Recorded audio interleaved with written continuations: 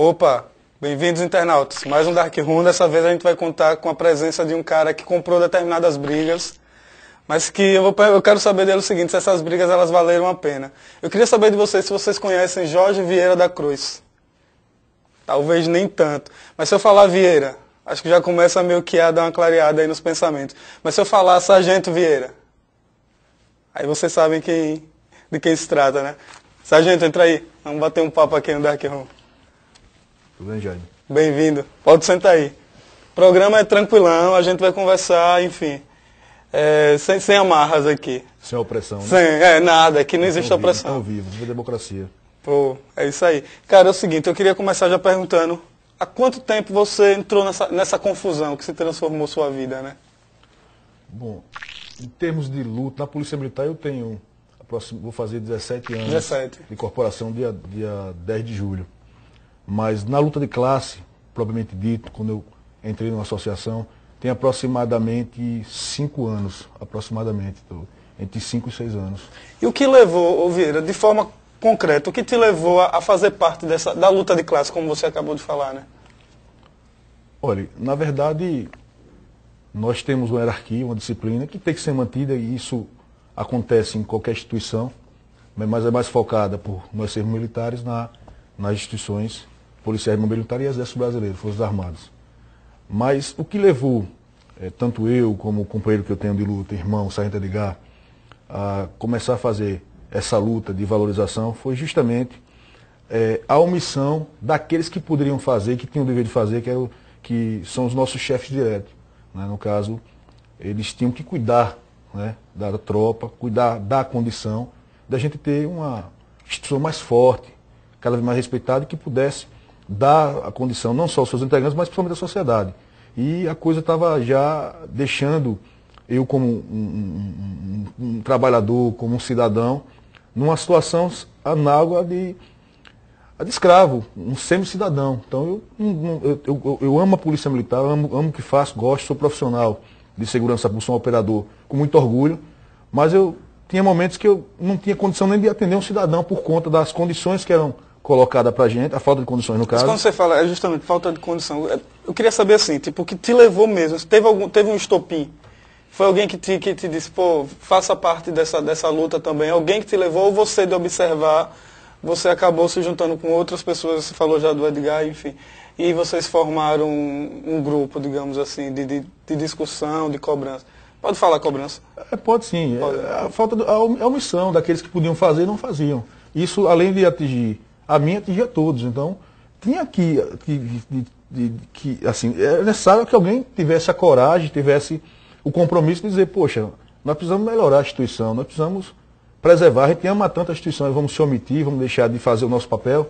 Então, era necessário. Então, foi, além de eu já ter essa predisposição, mas a necessidade realmente de a gente tentar salvar o barco. E o barco está afundando, continua afundando, apesar de tudo, continua afundando por conta da formatação.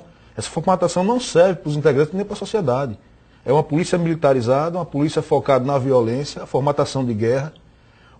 O Exército Brasileiro é treinado para exterminar o inimigo. Ora, você é um cidadão, você pode se equivocar e errar. Eu vou lhe exterminar porque você errou? Então é o tratamento que é diferenciado. Eu espero que não. O Exército Brasileiro cuida de quê? Da segurança nacional, da segurança do país. Nós cuidamos do cidadão, da ordem pública. Mas aí você fala, tipo, você entrou nessa loucura, digamos assim, há 5 anos. Já era assim há 5 anos, enfim, e a coisa vem se agravando. Como é que você avalia, já que você vem participando, acho que 24 horas por dia disso aí, né? Bom, a instituição, ela, por conta da formatação do militarismo, ela está se destruindo, se autodestruindo. Você tira pelo Exército Brasileiro, se você for lembrar do seu tempo de criança, você percebe que a gente tem aquele sonho de ser militar, de Exército Brasileiro, a questão toda organizada. Hoje em dia é e você difícil, percebe, né? Que está sendo sucateada a cada dia. No treinamento, no treinamento constante, você não tem equipamentos. E isso está sendo passado de forma natural também para a Polícia Militar. Mesmo todas as lutas, mesmo todos os esforços, a gente percebe claramente que a instituição está perdendo credibilidade perante a sociedade. Né? Desde a falta de equipamentos necessários, desde a falta do treinamento, desde da formatação da sua instituição. Repito, a violência, ela gera violência. E a formatação hoje ela é em cima da violência. A polícia é criada não para defender o cidadão, a polícia é criada para defender o poder. E isso é ruim tanto para os integrantes e principalmente para a sociedade.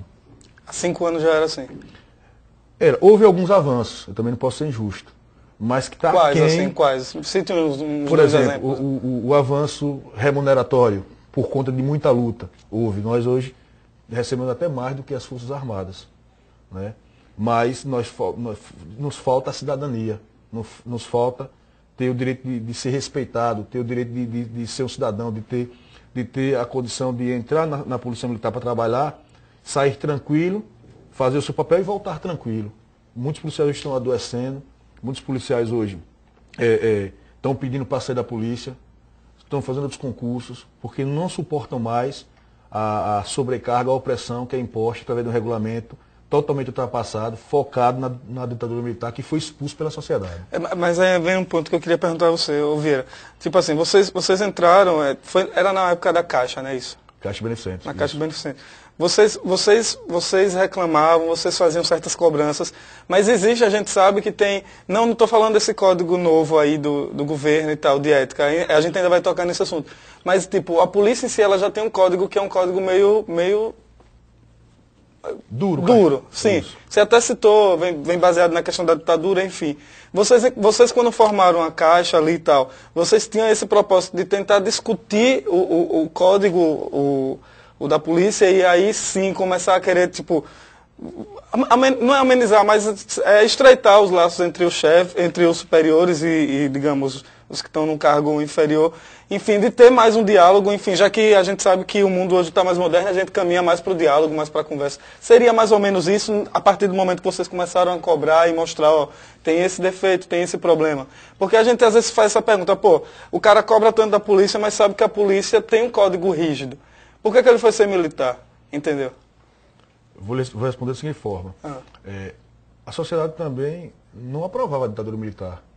Com certeza. E aí, eu vou sair daqui para outro país? Não, a sociedade lutou para que o regime militar fosse derrotado, fosse derrubado e viesse outra regra que respeitasse as pessoas, os seus anseios.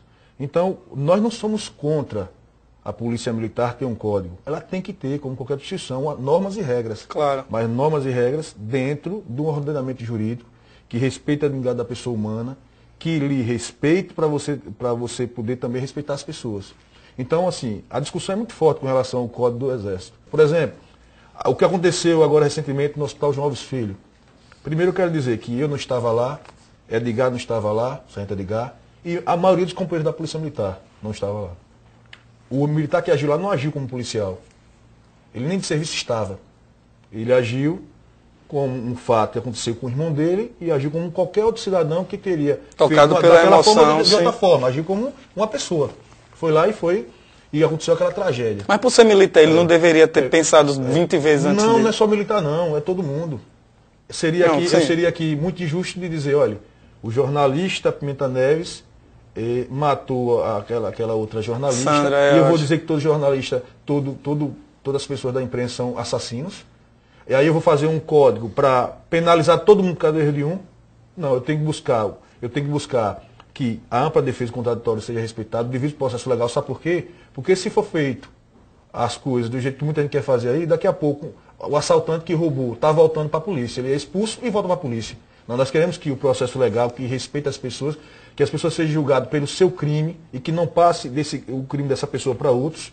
E que ao final ele tenha o seu devido processo legal e, se for o caso, a sua punabilidade. E que ele não tenha possibilidade de voltar. O que acontece hoje na Polícia Militar?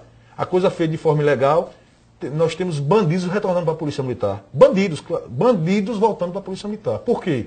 Porque a coisa foi feita de forma assodada, desrespeitando as normas constitucionais. Então é preciso mostrar para a sociedade que nós somos sim a favor de um código de ética justo, legal, que respeite os princípios constitucionais, a dignidade da pessoa humana e que realmente venha trazer benefícios para a sociedade. Nós precisamos construir um código de ética focado na legalidade, exemplo de Minas Gerais, é um código de ética muito bom, uma das polícias mais, como eu posso dizer, que tem um regime de disciplina altíssimo, um profissional muito bom e que atende os anseios do profissional de segurança pública da sociedade e está construindo uma coisa boa para a sociedade. O policial está sabendo chegar lá e respeitar mais o cidadão. Porque quando você vê, às vezes, o policial ali numa ocorrência duro, é porque isso foi ensinado na própria instituição. Você vê um policial agressivo, é porque muitas das vezes ele é agredido na instituição. Claro que ele tem que fazer a diferença como policial, o comportamento. É por isso que nós defendemos a questão do nível superior. Hoje, você vê a diferença, é que o policial adquire isso dentro da família e dentro da sua formação. E aí ele tem a condição de trabalhar como um para-raio, né, que absorve todas as injustiças, mas não passa para a sociedade. Então, quem primeiro atende o cidadão, geralmente é o soldado. E esse homem tem que estar preparado, porque ele pode tirar a sua vida ou a sua liberdade. Eu quero saber eu ia falar do senhor, mas eu vou falar Fica à do vontade, Vieira. fica Eu quero tranquilo. saber do Vieira o seguinte.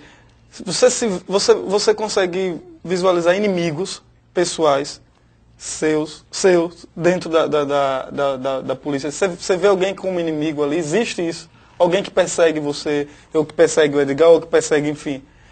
Olha, na verdade a gente tem que ter a consciência que... Eu estou perguntando, eu queria saber nomes. Eu sei. Se pudesse Não, estar vou bom, dizer se não só você puder, assim, bacana. a gente tem divergências, Ah. né, fortes no campo de idealismo, né, de divergência nas ideias, nesse sentido, mas a gente não pode passar para o lado pessoal. Porque se passasse para o lado pessoal, muita coisa tem acontecido de grave nesse estado. Não só comigo, com o Edgar, mas com outros companheiros. Nós temos discernimento. A coisa é no campo da discussão. Olha, não concordo, mas não no lado pessoal. O lado pessoal é uma coisa já inaceitável pela sociedade. Com relação ao Edgar, nós estamos tranquilos, que a gente sabe separar as coisas. Mas você acha que de cima para baixo já vem? fui em locais de festas que encontrava superiores meus, que o dono da festa era amigo dos dois, ele me convidou, cheguei primeiro, ele disse, olha, o cara vem aqui e tal, eu disse, fique tranquilo, eu não vou misturar as coisas. Não vou misturar o lado pessoal com a questão das reivindicações, mesmo porque a gente luta pela melhoria da corporação. E ele faz parte da corporação, independente disso aí. Vai ser a minha próxima pergunta. Mas ainda vou tocar nesse assunto. Você fala de você para eles, isso. Não, mas de lá para cá, você já sentiu que às vezes ultrapassou o lado do trabalho em si? A gente sente isso, mas assim, seria injusto da minha parte estar julgando as pessoas. Beleza. Eu posso sentir isso e de repente não é isso. Então, assim, eu não vou estar dizendo nome para não ser injusto. Beleza. Mas que assim, da minha parte, da parte do Sargento Edgar, pode ter certeza que não. A gente sabe separar as coisas. Tanto é que teve uma vez que a gente teve uma discussão forte no campo das ideias e não tenho nada contra vocês. O campo das ideias é sempre ótimo, né? Foi dito isso. A palavra não tenho nada contra... Aí eu disse, olha, pode ficar tranquilo que para sair daqui dessa mesa, o senhor pode chamar a gente para tomar uma cervejinha, eu não bebo, uma água mineral. Agora com um detalhe, até brinquei, ele disse, diga, se o senhor pagar a conta, se o senhor ganhar mais. Você julga que sua luta com a dos seus, digamos, companheiros, um termo bem comum hoje no Brasil, ela é justa ainda para você? Tipo, pô, hoje vocês estão sendo julgados por pessoas que, digamos, vocês até lutaram em prol. É mais ou menos assim? Essa minha visão, ela está correta? A luta, ela é justa, sim. A luta, ela é justa. O que não é justo é o que estão fazendo comigo, com o Sargento Edgar, aí é que não é justo. Mas a luta é justa, é válida. Nós somos referência hoje a nível de Brasil com relação às lutas militares, porque nós não fazemos greve. Nós utilizamos o erro do próprio Estado contra o próprio Estado. E não merecemos isso, porque nós fizemos com que acontecesse a valorização do profissional de segurança pública no Estado de Sergipe. E aqueles que foram beneficiados não renunciam, eles não renunciam o benefício que tiveram, mas eles hoje praticam para conosco uma grande injustiça no tocante a querer nos expulsar da polícia, a querer nos prender, muitas das vezes até inclusive em hospitais, a gente doente com plano de saúde, foram lá para verificar se realmente era doente ou não, em vez de ir lá para saber se eu estava doente, realmente me dar um apoio. Na verdade, não saber se eu estava doente, mas me dar um apoio, porque quem vai para um hospital, quem é internado, está doente. Mas não, foram lá para saber se eu estava simulando ou não. Quando viram o meu prontuário, recuaram. Então, assim, será que nós merecemos isso? Com certeza que não. Então, isso dói. Você chegar em casa, ver sua família chorando, sua mãe passando por constrangimento, nervosa por conta da idade, por conta, inclusive, minha irmã, sou humilde. Ela, às vezes, não entende. Então, fica difícil estar explicando. A minha esposa, as lágrimas que a minha família já passou, a família de Edgar e outros companheiros, por conta de estar lutando, fazendo aquilo que quem deveria fazer não está fazendo. Não faz. Com relação a a gente tem que tocar nesse assunto, Vieira, que é um assunto, enfim, delicado.